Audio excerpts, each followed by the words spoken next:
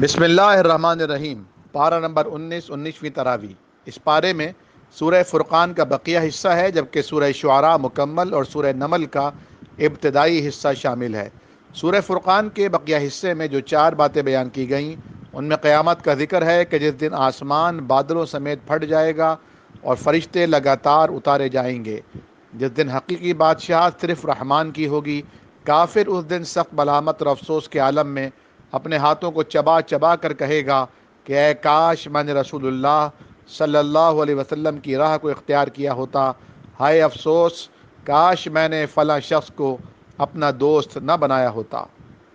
توحید کا بیان ہے کہ آسمان، زمین اور رات دن کا خالق اللہ ہی ہے، اور نبی علیہ السلام کو بشیر اور نذیر بنا کر بھیجا گیا ہے،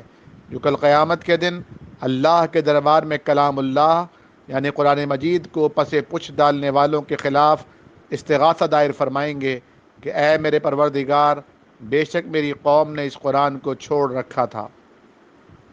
اس سورہ میں جو کہ مکہ میں نازل ہوئی تھی، اور جب کہ وہاں جہاد بالسیف کی اجازت نہ تھی، نبی کریم صلی اللہ علیہ وسلم کو اسی قرآن کے ذریعے جہاد کبیر کی ہدایت فرمائی گئی۔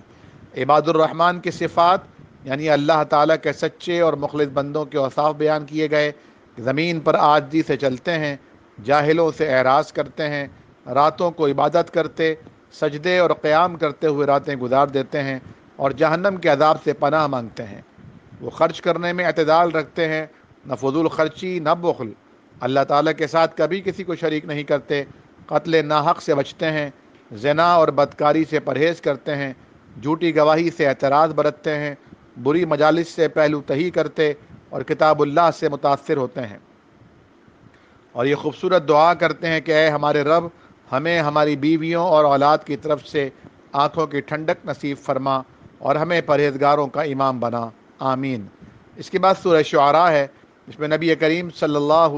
تعالی علیہ وسلم کو تسلی دی گئی کہ آپ ان کفار کے انکار پر خود کو ہلکان نہ کیجیے، اگر ہم چاہتے تو ان پر آسمان سے کوئی ایسی نشانی اتار دیتے جس سے ان کی گردنیں جھک جاتیں۔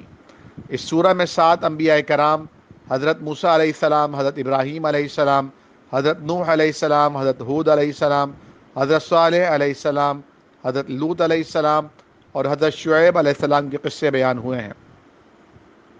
حضرت ابراہیم علیہ السلام کی بہت خوبصورت دعا بیان ہوئی، جس میں پہلے وہ اللہ تعالیٰ کی تعریف کرتے ہوئے فرماتے ہیں کہ اللہ رب العالمین کے سوا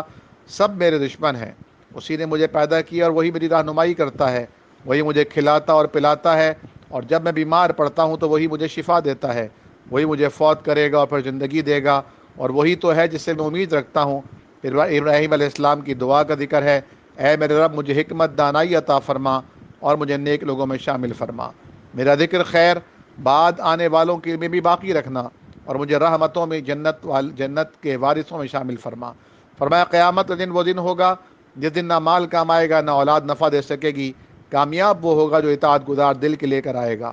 اس دن جنت پرہیزگاروں کے بالکل قریب کر دی جائے گی اور جہنم گمراہوں کے سامنے کر دی جائے گی۔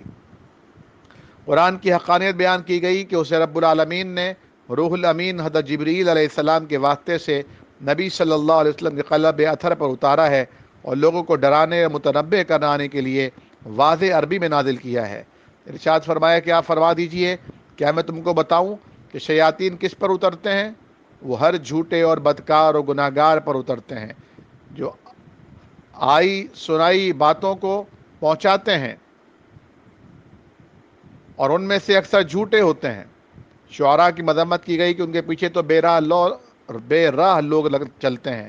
یہ ہر وادی میں بھٹکتے پھرتے ہیں، ایسی باتیں کہتے ہیں جو کرتے نہیں ہیں، البتہ وہ لوگ مستثنیٰ ہیں جو ایمان لائے اور نیک اعمال اختیار کیے اور جنہوں نے اللہ کو کثرت سے یاد کیا۔ اس کے بعد سورہ نمل شروع ہوئی۔ نمل عربی زبان میں چیونٹی کو کہتے ہیں۔ اس سورہ کے ابتدائی حصے میں 2 باتیں بہت اہم اور نمایاں ہیں۔ پہلی یہ کہ قرآن کی عظمت بیان کی گئی کہ یہ قرآن اور واضح کتاب کی آیات ہیں جو مومنوں کے لیے ہدایت اور خوشخبری ہیں، جو نماز قائم کرتے ہیں، زکوٰۃ ادا کرتے ہیں اور آخرت کے دن پر یقین رکھتے ہیں۔ اس کے برعکس انکار کرنے والوں کے اعمال کو ان کی نظروں میں خوشنما بنا دیے گئے ہیں۔ دوسرے یہ کہ 5 انبیاء کرام کا ذکر کیا گیا ہے، یعنی حضرت موسیٰ علیہ السلام، حضرت داؤد علیہ السلام، حضرت سلیمان علیہ السلام، حضرت صالح علیہ السلام، حضرت لوط علیہ السلام، اور بالخصوص نمل، ہدہد اور ملکہ سبا کے واقعات بیان ہوئے ہیں۔ اللہ تعالیٰ نے حضرت سلیمان، اللہ تعالیٰ کے والد حضرت داؤد اور پھر خود حضرت سلیمان علیہ السلام کو علم کی دولت سے نوازا تھا۔ سلیمان علیہ السلام پرندوں کی بولی کا علم دیے گئے تھے، اور ان کی ماتحتی میں انسانی نہیں جن اور پرندے بھی رکھ دیے گئے تھے۔ ایک دن وہ چیونٹیوں کی وادی میں پہنچے تو ایک چیونٹی نے کہا، تم سب چیونٹیاں اپنے اپنے بلوں میں چلی جاؤ، مبادا سلیمان علیہ السلام اور ان کا لشکر تمہیں بے خبری میں رو نہ ڈالے۔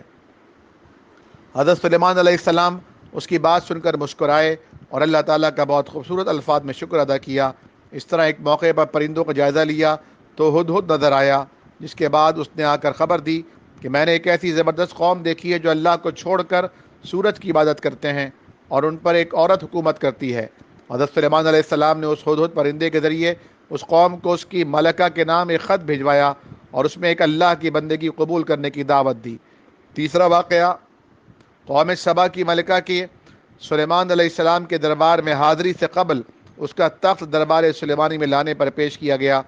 جب ایک شخص جس کے پاس کتاب اللہ کا علم تھا بولا، میں پلک جھپکنے سے قبل اس کا تخت لا دوں گا، سیدنا سلیمان علیہ السلام نے جب ملکہ کا تخت اپنے پاس دیکھا تو فرمانے لگے، یہ میرے رب کا فضل ہے تاکہ وہ مجھے آزمائے کہ میں شکر ادا کرتا ہوں یا ناشکری۔ اس کے بعد ملکہ کے مسلمان ہو جانے کا تذکرہ ہے۔ پارے کا اختتام اس آیت پر ہوتا ہے، اے نبی صلی اللہ علیہ وسلم فرما دیجئے کہ تمام تعریفیں اللہ ہی کے لیے ہیں، اس کے برگزیدہ بندوں پر سلام ہو۔ ان مشرکین سے پوچھیں کہ اللہ بہتر ہے یا وہ باطل معبود جنہیں یہ لوگ اللہ کا شریک بناتے ہیں۔ والسلام علیکم ورحمۃ اللہ وبرکاتہ۔